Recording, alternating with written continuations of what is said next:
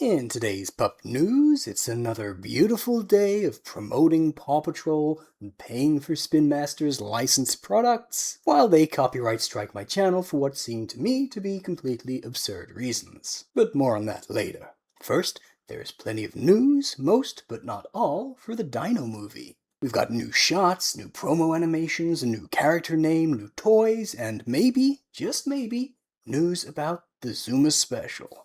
Let's start with this new shot of Ryder in action, plus one more mini shot. From PAW Patrol the Dino Movie, you can save the day with a new Dino Mobile HQ. Transform the vehicle into headquarters. Launch Dino Rescue Vehicles. The World of PAW Patrol the Dino Movie. Each sold separately. So yeah, this is from a commercial for the HQ, which, let's not forget, is the flagship. Though, I hope Rocky's awesome toy gets a clip too. This is during whatever stampede happens while the sky is still blue. I think just after a time skip, but we don't really have any info yet. The same sequence as when Marshall rides Rhubarb, though. They may well be here in the back of Rocky's truck. The second shot is simply the mobile HQ going into tower mode, which, yes, looks way more impressive in the movie than it ever could as a plastic toy. The HQ is still a skip for me. Next, some bits and pieces from this Japanese announcement. First, let's have a good look at this adorable, howling promo animation. It includes Rex, which only one of the animations we saw in Bottle Up did, and he's so cute. I love these and hope we get them in high quality, also including the other three. Though I kinda wish Marshall didn't keep his eyes just slightly open while howling. A little strange. We're treated to another little animation too.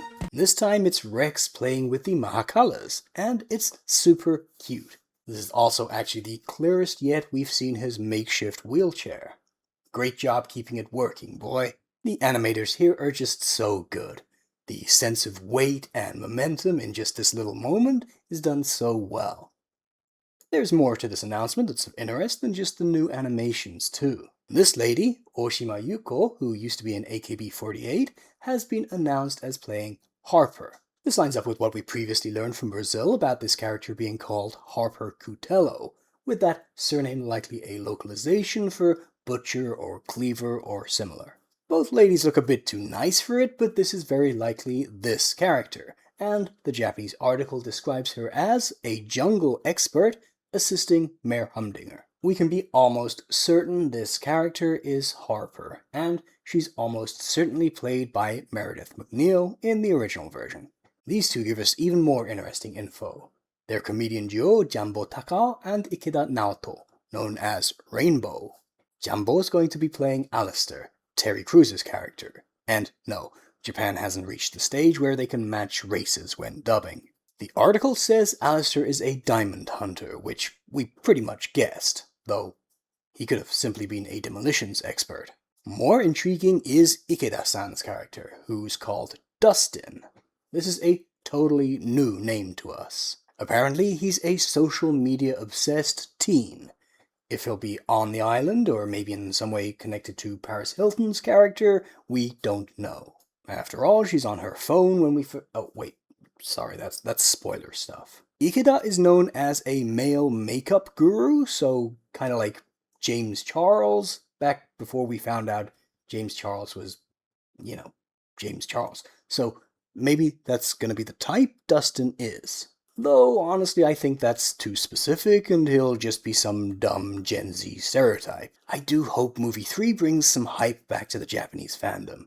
We used to get so much fan art daily, and comics, and that printable calendar the fan community did, and it's just fizzled out almost completely this past 6 months. I guess they did reach season 9-ish, so that's kind of where interest wanes universally. But I miss what we had going on a couple years ago in the J fandom. Next up, the deluxe plush has finally been revealed. He's so cute, and I definitely want to pick him up. He is very similar to the deluxe fire rescue plush, but hey, that plush was superb.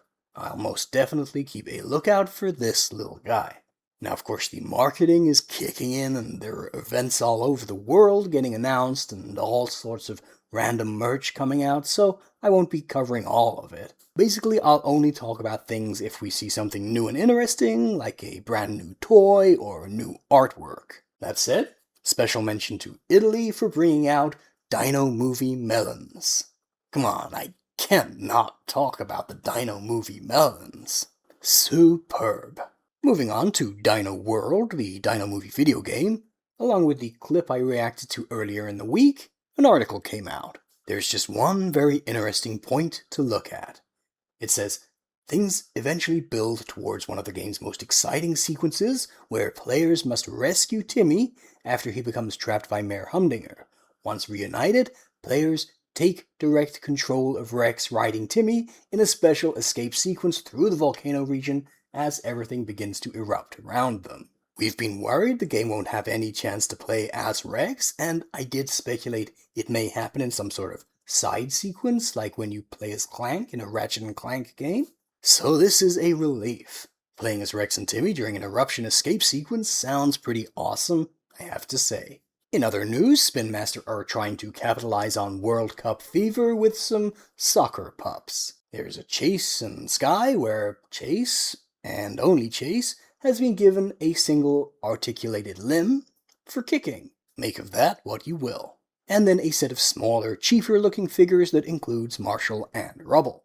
Please don't comment asking me where the other two are. I know they're not there, and it's not hashtag justice for the orange and green ones. Not super interested in these. If I randomly see them, I might pick them up for the novelty, and I'd like to see the full render. But if I miss them, eh. And in today's final, somewhat speculative news, Zuma's Special might be a Pirate Pups Special. Yes, this is still a maybe, but I actually consider it quite likely. Thanks to Fandom Girl 2023 for pointing this out.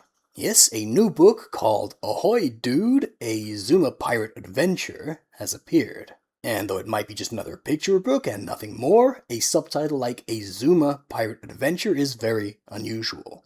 To me, it hints pretty heavily towards a special. The blurb says, "Yo ho ho, it's pirate fun play day in Adventure Bay." But Zuma is not in a festive mood. After a big blunder in a recent rescue, he trades in his usual chill attitude and becomes a super serious pup, to make sure he never makes a mistake again. But when an actual pirate comes searching for treasure, Zuma is ready to sail to the rescue. That story also sounds very special-like. A character messing up and changing their behavior only to learn that's an overreaction. That's the sort of thing we see in specials a lot. Now, it's no secret that I love pirate themes and spend my time making stuff like this for fun. Sorry, Zuma. So I would be delighted if the Zuma Special is a pirate special. A great theme for a water pup. On the other hand, two things trouble me. One, pirate special for Zuma makes it less likely in my mind that we see Movie 5, the pirate movie. And I worry some writer who knows nout about the show will come in and make new pirates and Sid and Arby will be nowhere to be found. Which would suck. Still, me hearties, I'll be waiting for more news with me eyes peeled. Well, that is, if my channel is still here. I've received what I believe to be utterly stupid copyright strikes from Spin Master. They struck a 1-minute news video with a single still image of Everest that's literally just me looking at TV scheduling sites. A legal takedown request for this. Now, honestly, I think it's just sloppiness, and this got caught up in their strikes for idiots who uploaded the entire special illegally to YouTube. But I've been super careful to upload only what I believe to be easily, legally defensible fair use videos since the last batch of strikes. Of course, only a court can decide what truly is fair use, but I think they'd have a hard time establishing infringement on a video with one illustrative still image, and the rest of it just me looking at TV scheduling websites. It would be pretty heavily examined too, because The precedent it would set if I lost would be alarming for so many places. I really doubt this leads to court, though. Basically, I think they want everything about the Ever Special wiped off YouTube until it gets its US premiere fairly soon now. And even if it's not actually infringement, they get to take anything down for at least 2 weeks before any countermeasures get implemented. And there is zero consequence for them using the copyright strike system this way, if my subjective interpretation of this is correct. And it really sucks, because it does have consequences for my channel. YouTube says it doesn't, but getting a strike seriously hurts your reach for a while, and you stop getting recommended as much. Look what happened to an evergreen video of mine the moment I got a strike last time.